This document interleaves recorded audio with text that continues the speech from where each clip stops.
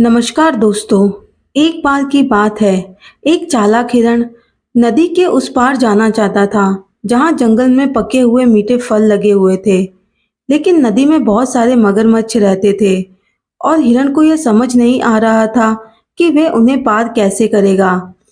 उसने एक योजना बनाई और मगरमच्छों को बुलाया। ओ प्यारे मगरमच्छों, उसने जोर से चिल्लाया। जंगल के राजा ने तुम सभी को एक शानदार दावत के लिए बुलाया है।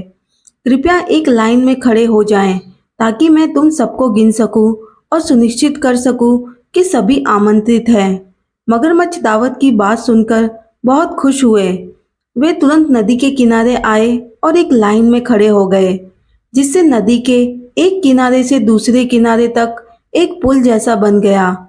हिरन ने उनकी पीठ पर से कूदते हुए गिनना शुरू किया। एक, दो, तीन। वह ऊंची आवाज में गिनता हुआ मगरमच्छों की पीठ पर चलता गया।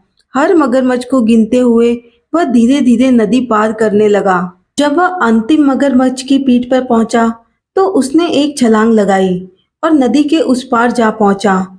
फिर वह दूसरी तरफ मुड़कर बोला, मुझे नदी पार कराने के लिए धन्यवाद। वास्तव में मुझे अपने लिए एक दावत चाहिए थी। मगरमच्छ यह सुनकर दंग रह गए। उन्हें समझ आ गया कि वे चालाक हिरण द्वारा धोखा खा गए हैं। मगर तब तक हिरण खुशी खुशी जंगल में घुस चुका था और मीठे फलों का आनंद ले रहा था। मगरमच्छ अपनी मूर्खता पर क्रोधित हुए, लेकिन वे कुछ नहीं कर सकते थे। इस तरह चालाक हिरण ने अपनी बुद्धिमानी से अपने लिए सुरक्षित रास्ता बना लिया और नदी पार कर ली। दोस्तों, यह कहानी बताती है कि बुद्धिमानी और त्वरित सोच अक्सर बल से अधिक प्रभावी हो सकती है। चालाक हिरण ने अपनी चतुराई से मगरमच्छों को बेवकूफ बना दिया और अपने लक्ष्य को प्राप्त कर लिया। इस तरह की कहानी हमें सिखाती है कि कठिन परिस्थितियों में भी धैर्य और समझदारी से काम लेना चाहिए।